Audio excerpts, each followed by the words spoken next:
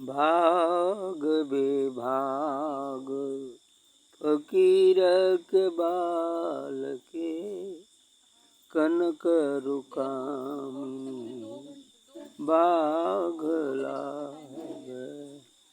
भाग बेभाग फकीर के बाल के कनक रुकामिनी बाग लागे। पकड़ के खैच ले पड़ा चिचियाएगा, पकड़ के खैच ले पड़ा चिचियाएगा। बड़ा बेवकूफ हो नहीं भागे, बड़ा बेवकूफ हो नहीं भागे।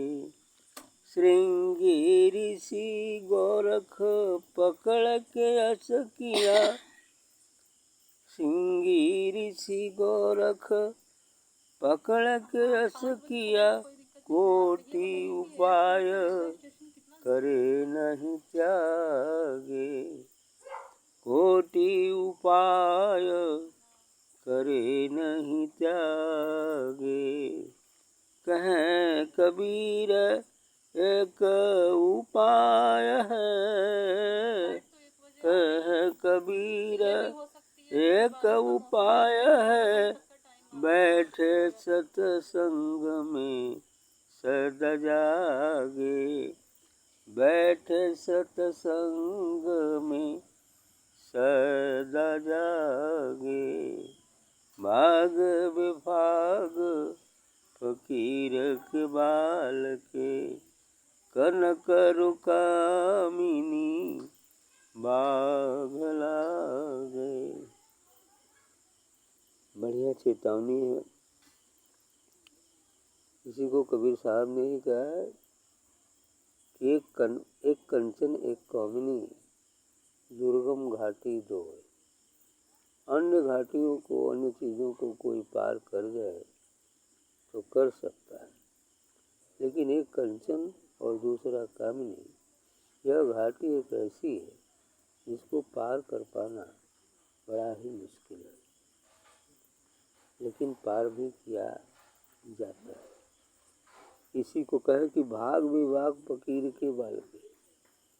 इस मानवता को चेतावनी देते हुए कहते हैं, अरे भग जाओ भग जाओ। क्यों?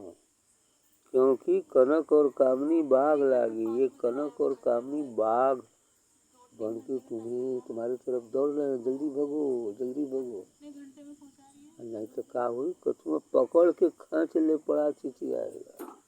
ये बाघ है, पकड़ के जब खींचेंगे तो चिल्लाएगा। तो इसलिए कह रहे हैं कि भाग विभाग फकीर के बालक, सभी फकीर के भी बालक अर्थात आत्माएं ही है। इसलिए प्रिय आत्मा संबोधित किया जाए, अरे मेरी प्रिय आत्मा उठो जागो और जो अति श्रेष्ठ है उसे पाने की कोशिश करो। तो भाग विभाग फकीर के बाल के, अरे फकीर के बालक, सदगुरु के बालक, अब भागो यहाँ से जल्दी। कहाँ से? संसार से। इस संसार से भागने की बात कर रहे हैं। कौन संसार से? काम क्रोध लोभ मोह मद मत्सर वाले संसार। इसमें रहो, कोई बात नहीं। ये संसार है, ईश्वर का भी दरबार है। समझने पर, न समझने पर बहुत सागर है। काम क्रोध लोभ मोह मद मत्सर का खेल।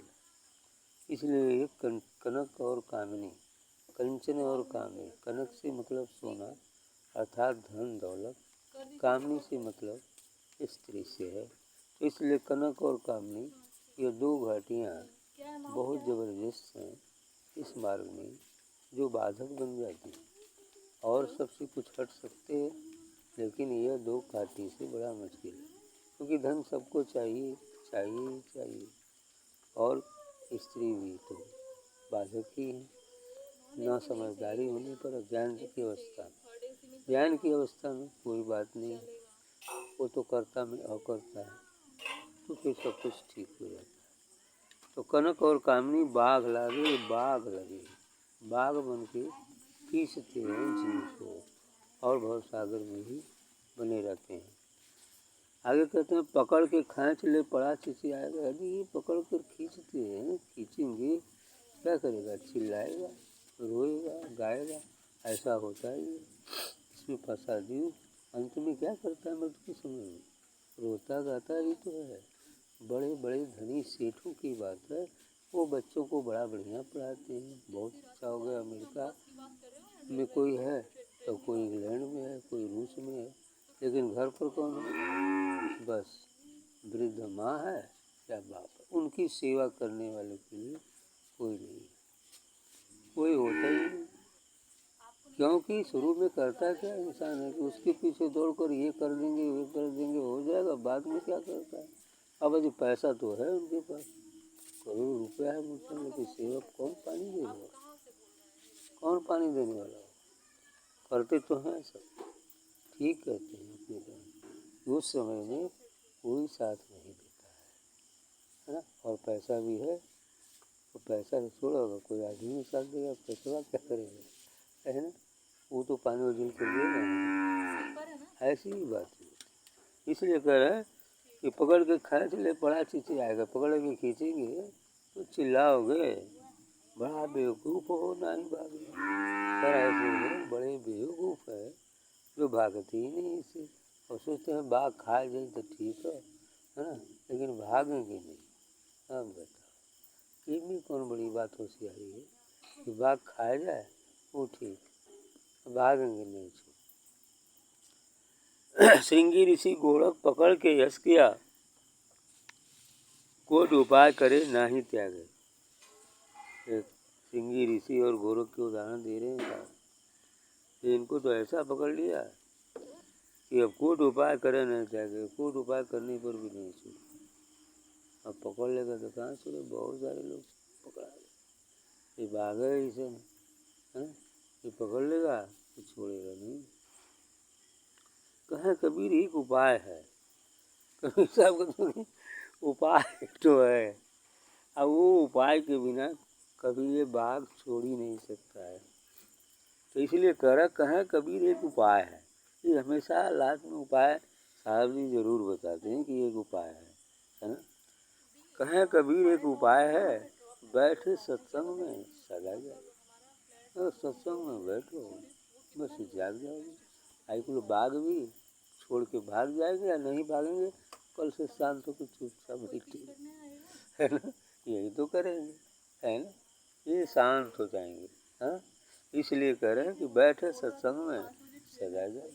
यदि सत्संग में बैठते हो, गुरु कृपा बरसती है और उस दिव्य प्रकाश में स्थित हो जाओ, फिर ये बाघ अपने आप शांत हो जाएगा और छोड़ कर चला जाएगा।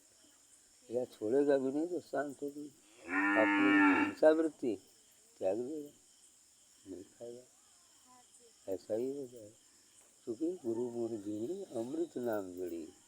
हाँ, 5 नाग 25 नगिनिया सुंगत तुरत मरी। 5 बाघ 25 बघनिया सुंगत तुरत मरी। बेहोश हुई। ठीक।